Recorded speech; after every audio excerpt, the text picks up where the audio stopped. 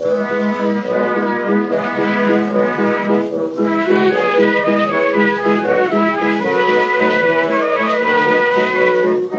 to Loremen, a podcast about local legends and obscure curiosities from days of yore. I'm James Shakeshaft. And then you just say it like I'm Chris Cantrill. I am Chris Cantrill, Cumbrian correspondent. Yes, I like that, yeah. Hadrian's Wall special correspondent. A place where they say up here the veil between the material and the spirit world is extra thin. Oh, is that Scotland? Yeah. Everyone in Scotland looks like a ghost. Everyone in Scotland looks like Alistair Beckett King. And if you hold it to the sunlight, you can see like the veins and stuff, and it's beautiful. Where is he though? What's going on? Well, it's August. Right, yes. He's a working comedian, so he's in Edinburgh doing his show. Aren't we all, mate? I'm in Edinburgh doing 2 shows. Oh. And I'm not moaning about it. Well, no, Alistair's just sort of, I think he's kind of thinking like he wants to just focus on his show and make sure that's like the best thing it can be. And then I've just thought I'd get some of like fan favourites in. Right. And you're not doing anything important. I'm doing 2 shows and can you please put it on the record that I'm busier than Alistair Beckett King. Yeah, but you don't care as much about your shows. Well, I have to say, James, that while I've been up in Edinburgh, I obviously go past Al. I see him all the time. If I see him on the horizon, I normally know well enough, not to get cornered by him. I just swerve down a side street. But when I've seen him, he's actually been doing another podcast. What? Yeah. I've seen him doing another podcast with another really big, another really big giant, another different big giant, and it's called Fairy World and Magic, Fairy World and Magic Town, and it's a new podcast. So all I'm saying, things might not be as rosy as you're making out. What? That must be a different Alistair Beckett King. Do you think there's 2 people that look like Alistair Beckett King? Funny you should say that, because someone did send into the Twitter a picture from late 1800s from early photography, and it is Alistair Beckett King in that picture. It turns out that, yeah, my co-host is a vampire. Or a time traveller. I highly suspect that Alistair is a Victorian who's travelled to our time, because I've said stuff to him like, oh, turn that light on, that electric light on, and he doesn't know what I'm talking about. Do you know, he's thinking of lamp lights. Yeah, he gets from Victorian times. Gets out some matches or something, I guess, he claps for a servant. He claps for... Yeah, so Alistair Beckett King, aristocratic time traveller. Honestly, mate, this new podcast that he's setting up privately without you, you're well rid of him. He's a nightmare. Because he's going to go, what he's going to do as well, he can gazump us, because he can go back and start his podcast before our podcast starts. So it will look like I'm ripping it off. Exactly. I suspect that it's a one and done. I think he came from the Victorian era for podcast ideas on a one way system. Yeah. Oh, okay. Oh, and that's it. He's stuck here. Like and the fuel. It was a horrible, cruel thing. The fuel of his time machine is dodos. And so he got to the future and found out they're all extinct, so he's trapped. It's exactly like the Marty McFly story. Yep. Pumping all of his Mock the Week money into like genetically trying to recreate the dodo. Yeah. Going to Oxford trying to get that. They got that mummified one in the Ashmolean. Yep. He keeps sending letters and like, please can I be left alone with the dodo car? With the frozen dodo. And then they're like, no, let's just the Frodo. They're like, we need to stop. And there's a picture of him. Please do not let this guy anywhere near the dodo, no matter how like made of candle wax and pathetic he might seem. No matter how vegan he claims he is, he's going to use this. That's it. That's the cover. Doesn't it feel good, James, to laugh again now that he's not here? You're free from under the oppressive vibe that Alistair brings to everything that he does. We're having fun. We're having a laugh at his expense. We're having a laugh. Well, thank you very much, though, for stepping in to the breach once more. Hopefully this time we'll put any sort of Meg's Tea Rooms stuff behind us. Well, I would like to say a few words, but maybe I'll do it a bit later. But I have, obviously... as long as it's an apology. I have sponsors that need to be honoured. So, yeah, we'll see. We'll see what's going on. Boy, you're like the Pele of comedy. Yeah, struggling with impotence. Famous for your erectile dysfunction, and some other stuff. Just a good lad with issues. Yeah. Bedroom issues. If Alice is not here, can we swear? I know we're not allowed to swear on this podcast. I'm gonna it out. Why are you gonna do that? I thought that was just Al, because I sort of imagined Al's a bit of a Puritan.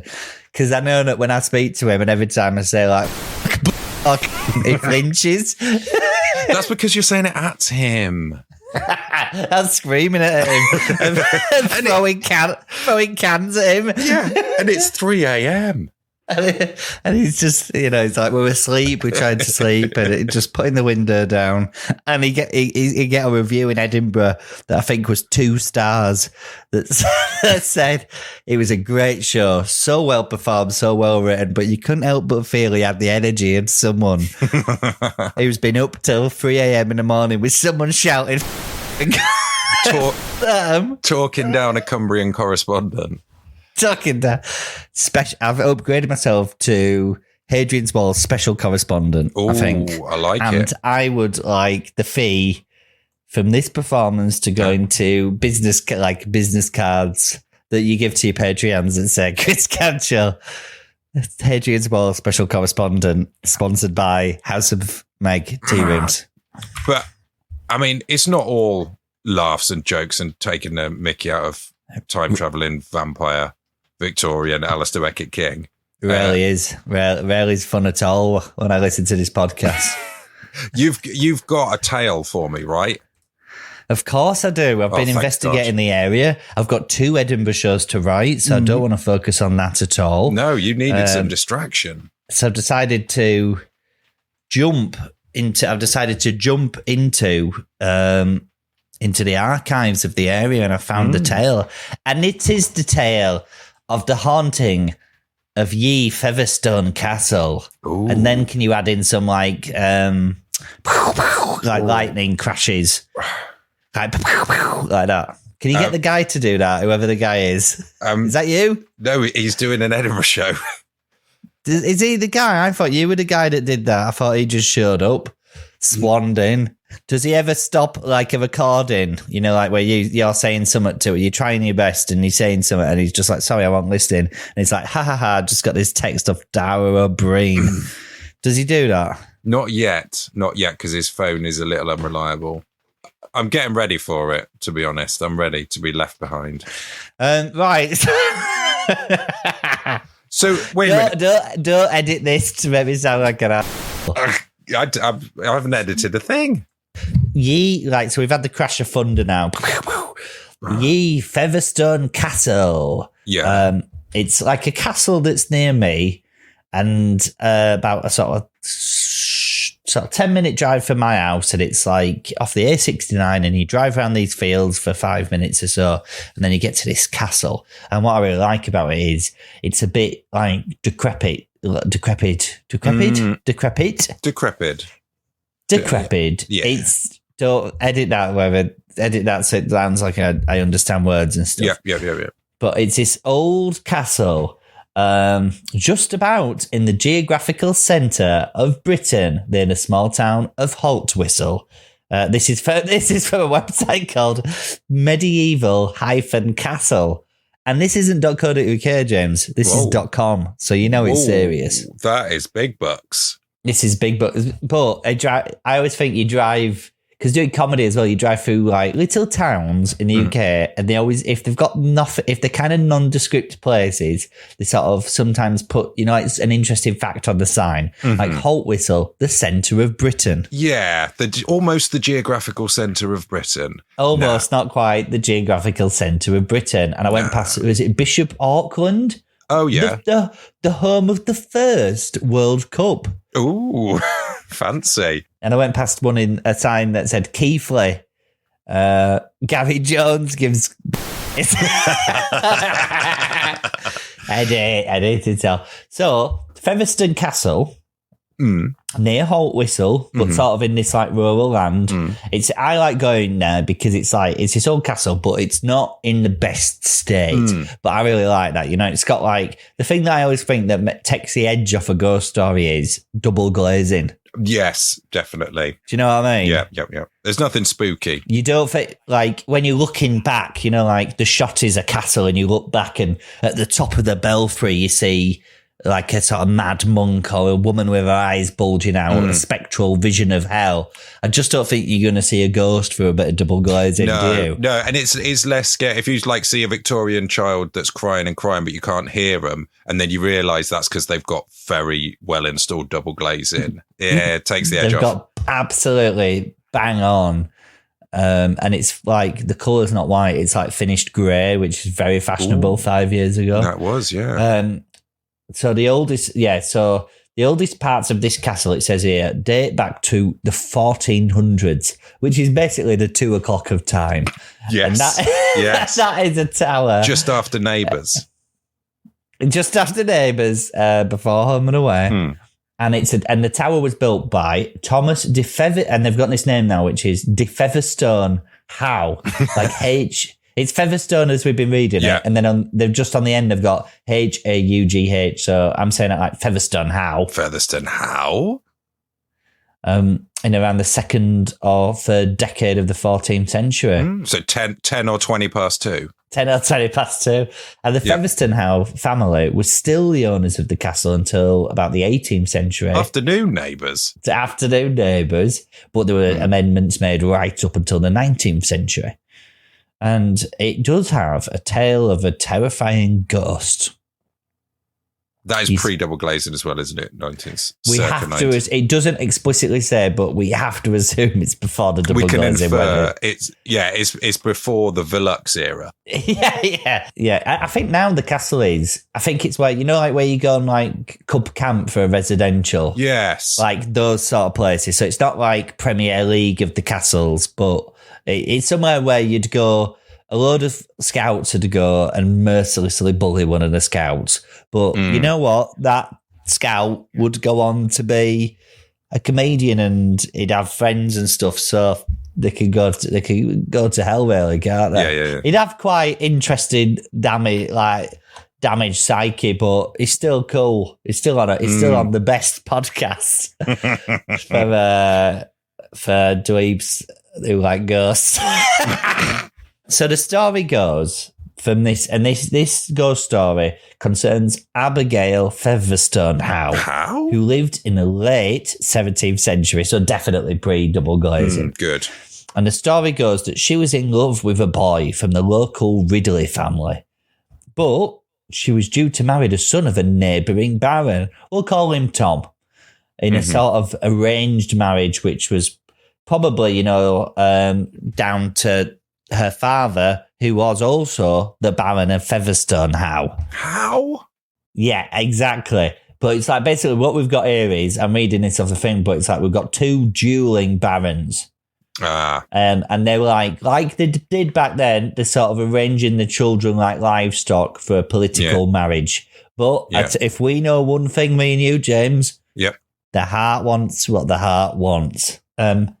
As it was tradition, as we know, the wedding party, all with the exception of the Baron Featherstone Howe, who would oversee the banqueting arrangements, left for a hunt following the wedding. Now, we don't do that these days. No.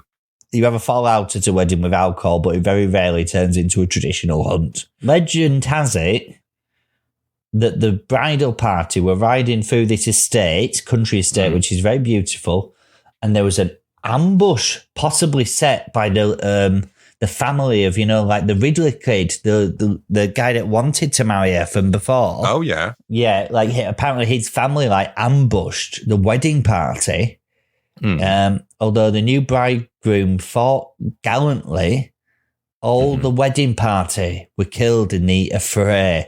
And I'm going to have to Google what affray means, but I think it means a ruck. It means a fight, yeah. It means a big old country ruck. And so basically there's, like, as we found out here, what's happened here is that there's some poshos and then some working class people have come and murdered them.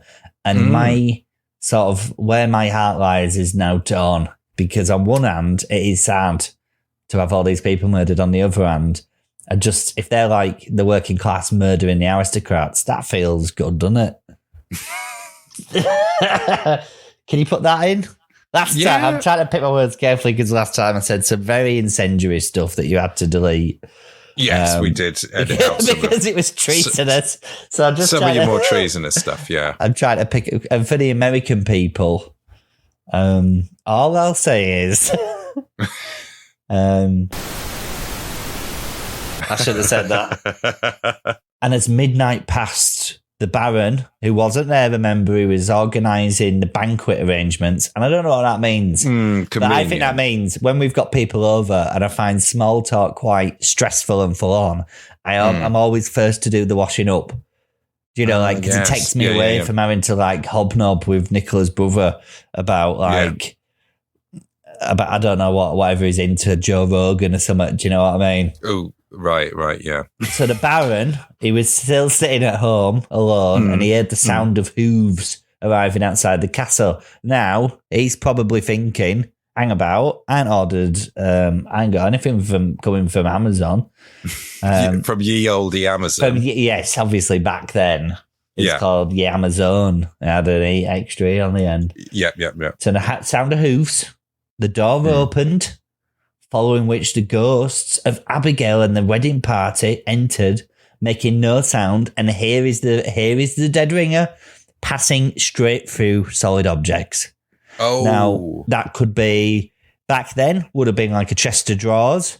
Easily, or a wardrobe, or a statue. Yeah, or a table that has a candlestick on it. A table with a candlestick on it and a ghost passing right through. Now, these days, that could be a PlayStation 5. An Amazon Alexa. And an Amazon Alexa. And I think if a ghost, we need to test this, but I think if a ghost passed through your PlayStation 5, it'd wipe all your top scores. Do you know what I mean? Oh yeah, invalidates the warranty. It basically bricks it next update. Invalidates the warranty, save data corrupted. It's pretty spooky stuff. And now, which I'm going to corroborate, I'm going to back this up with a bit of investigation. Go on. It said that every year on the 17th of January, on the anniversary of the tragedy, the ghostly wedding party will appear and go through the house, through the castle. Ooh. What do you think of that? I like it. I like a tight timekeeping ghost. I'm just looking up what happens on the 17th of January. Any sort of particular, if it's a sort of an important date, it's the birthday of Zooey Deschanel and Al Capone. Al Capone, not in 1400s. No. Al Capone died. He did, didn't he? Properly died when bloody Tom Hardy ever go at him. Nah, he does big choices, big roles. Done a lot of wrong uns, hasn't he? Old Tom Hardy. I like Tom Hardy. I think what I like about Tom Hardy is he always does like a sort of voice for a character. Do you know what I mean? He's never just talking. Because I've fallen into a niche as an actor where I just do every line that I'm given exactly as I'm talking to you now in exactly the same character. And there's two different schools of acting. This isn't a voice. Well, it's a character I've been working on for some time. One is you just read all the lines exactly as you normally speak, and the other is you come up with a little voice. So yes, both equally valid, both as good, really. Are you working on any voices at the minute? No, I've got my, I've got Glam Moggan, my Glaswegian detective. Oh yeah, go on. He's like, I don't want to go at the house, like that. Right, yeah. They're like Glam Moggan. There's been a murder at the old Jenny Witherspoons. And he's like, I don't want to go at the house. I just thought this is going to be coming out whilst Edinburgh is on, and you're going to be doing your shows. Do you want to plug them? But I'll be in Edinburgh, not in Glasgow. And there's no Scottish people in Edinburgh. Not at this time of year. Not at this time of year. They all flee. Just people from London. Well, I've got friends that live in Edinburgh, and what I really like is we know the city is completely different places. You know, it's very difficult to be like, where shall we meet? Because I know Edinburgh in terms of, you know, like temporary pop-up venues and stuff. Like, oh, meet me at the Chuckle Dome and stuff like this. And they're like, what's that? Do you mean the university? This sort of thing. The abandoned warehouse. I listened to this story at Mad Max where it's like very much on... Anyway, it doesn't matter. I'm not getting into the nitty-gritty because who knows? Me and Tom might be working on a new upcoming buddy cop film where he does a little voice and I talk exactly how I always talk. It could be Glenn Morgan. Glenn Morgan, the Glaswegian detective. Are you saying the Glaswegian detective in what you think is a Glaswegian accent out of interest, or is that still your normal voice? Glenn Morgan, the Glaswegian... Glenn Morgan, the Glaswegian detective. Oh, wow. Okay. Did you thought we were just getting a spooky ghost story, but this is an audition. Are you happy? It sounds like a wedding party of ghosts has walked through your larynx. So what do you think of my tale? I think that is an excellent and spooky tale about Featherstone Castle and the Featherstone House. So, I mean, I think we should go into the scoring section, but now I feel very exposed and aware Alistair's not here for the scoring section. Well, this is it. I normally run roughshod over this bit and don't really... Do you know what I mean? Yeah. So let's just do it. What do you think? Yeah, all right. Okay, so first up, you need to sort of present the score. This is a peek behind the curtain. You need to present the scores to me and then I give you my judgment. Of course. I mean, this is my third time on. I should know it now. At least a little bit, yeah. At least a little bit. So what are the two sort of classic categories? There's supernatural and there's naming. So you can pick one of them first. Supernatural. The first category for you to vote on is supernatural. It's strong, isn't it? Because there's a whole wedding parties full of them. And they do come every year. This isn't just one ghost. No. We're talking like this is a bride, a groom, an auntie, an uncle, a greengrocer, the butcher, the sort of waspish youth of a baron from the village or something like that. Do you know what I mean? This is like an extended cast of ghosts. And we didn't go into the detail with it, but I'm pretty sure that some of these ghosts can like take their heads off and stuff. Probably it depends how they died, I suppose. And maybe some of them can do you know, like in Beetlejuice where he gets a really little head?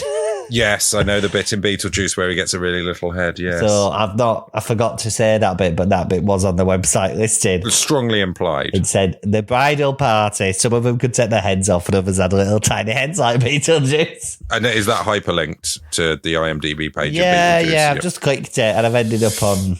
like not the best website I've ever been on my life, but not the worst. So there's that. That's one. What would you give it out of? Do you normally give it out of 5? It's out of 5. Yeah, I think it's gonna be a 4 because it's very good. It's a lot of ghosts and they're regular, and I like that. Okay, that's good. I don't think I've ever done this well. I've normally you've both been mean to me. So then at this stage, I've fully opted out and I've just left the phone call because I'm annoyed. Alistair's done his impression of you normally for the last bit. Alistair's done his impression of me. And then I've just been like, that feels like working class and working class crime. And then someone's called you a giant. I don't know who, but it's sort of just... It was one of the two of you. You were both using the same voice. Next category, I'd go as your lawyer. Yeah, I'd say you go for naming. And Okay, let's go for naming as the next category. Great choice. In this one, we've got the Featherstone. We've got Featherstone Castle, and we have the Featherstone Howe clan, including Abigail Featherstone Howe. We also have the Ridleys. They're not well-to-do. They're not putting on airs and graces, and they will murder an entire wedding party for grieving their 17-year-old son's romantic advances. So they're like a love. I'm sort of seeing them as, like the Mitchells off EastEnders or something like that, or the Dingles off Emmerdale. Yeah, they're like, oh, what you doing with that car? I'm putting hay in it. You know what I mean? That sort of thing. That's the Ridleys. And the third family is this neighbouring Baron. And we only got as far, we didn't give him a surname, but we called him Tom. I mean, a lot of those names are the word feather. Yes, and stone, which are two very opposite things, feathers and stones. So that has a level of intrigue. I think it's going to have to be like a gear 3 because I like Featherstone Howe. Okay, so I got 3 for naming. That feels good. Yeah, should do. And the final category. Well, normally you'd come up with one at this point of your own. Well, the one that I'm going to come up with is... Oh, yeah. Does this story feel like we're having fun without the presence of ABK? And maybe we should make this a permanent sort of thing. What do you think about that? Well, that puts me in quite a spot, doesn't it? I mean, it's like people speaking out against Jeff Bezos, isn't it? What, talking against Alistair? Talking against Alistair. Is Jeff Bezos a time-traveling vampire as well? So what's your score? Is this more fun without Al? It's like a fridge. I don't know if 5's good or 1's good. I don't know if 5 or 1 is going to get me the result that I want. Like on a fridge, inside a fridge, the setting. Yeah. So I'm going to say 3. Okay, that's good. You've gone for political right down the middle line. Absolutely. Self-preservation. Okay, I get it. I don't respect it, but I get it. Well, it just seems there's more. I'm having a great time, but there's been a lot of editing so far. A lot of slander has been cut already, and wishing death on people, left, right, and centre. That's gone. Yeah, I get that. I'm sorry. You've demanded sound effects. You've insisted I don't look at you in the eye. Yeah. But then you've got like very flamboyant glasses on that you keep adjusting. They're very vocal. So shall I so we sort of at the end, should I sort of plug anything that I need to plug? Yeah, what are you doing? Just a couple of things. So first off, if you're off to the Edinburgh Festival looking for something to do, you could go see Alistair Becker King. If you need a good if you're looking for somewhere to get out of the rain, or you could come and have a real good old laugh at one of my several Edinburgh Fringe shows, which seemed like a brilliant idea in March 2022, but in August is a very different tale. No, I'm having a great time. I've got 2 shows. I'm doing at 12:45 p.m. The Delightful Sausage, which is my double act. The Delightful Sausage, Note But See at 12:45 p.m. And then at 4:20, I'm doing my solo show called The Bad Boy, which is all about me being not a great dad, but still cool and just definitely have to worry about my heart and stuff. And I guess the only other thing is I've obviously got to say just a few words about the local economy. About, I live in the border regions of the UK, and it's sort of like lots of entrepreneurs sort of running things. So I'd be amiss not to mention House of Meg on Hadrian's Wall near Gilsland Village, a traditional tea room. Right. What? No, carry on. House of Meg, a traditional tea room serving... Hey, it's got one hell of a menu. You can get... People think that House of Meg is just about tray bakes, but it's so much more than just tray bakes. You can get cups of tea, cups of coffee, a hot chocolate, marshmallows in. You bet, sir.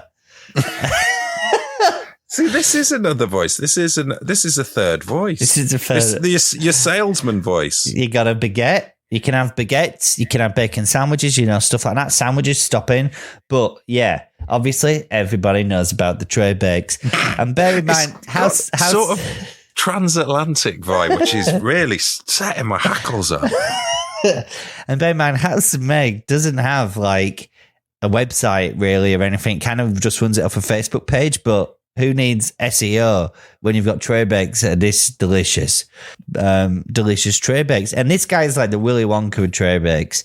He's always trying different things, like a tiffin with chocolate orange in it. Is he feigning injury? Pretends to be lame to lure the kids in. Well, don't make it. That makes it sound. House of Meg is not. Nobody's tricking kids in the house. Nobody's luring kids anywhere. And I tell you, the perfect marker of how good these tray bakes are. I've never been to a village that has such a high amount of childhood diabetes. These kids know the situation, but they keep going back for more and more to the point where they need to have their insulin medically regulated. Thank you. Thanks, Chris. So check it out. It's on Hadrian's Wall, part of the Borderlands region, in Hadrian's rich Roman history place. Check it out.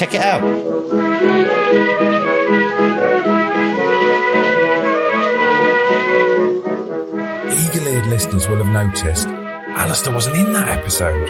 He's up in that Edinburgh right now, August 2022.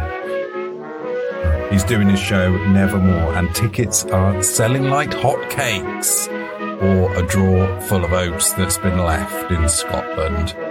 Either way, get online and getting them tickets if you're going to be up in that Edinburgh. Oh, and thanks very much to Chris. Unsurprisingly, there was quite a lot that was too hot for the main pod, but if you want to check that out, head over to patreon.com/LoremenPod, and there'll be a bonus episode up very shortly. And we've got another guest deputy law person next week. So, see you next week.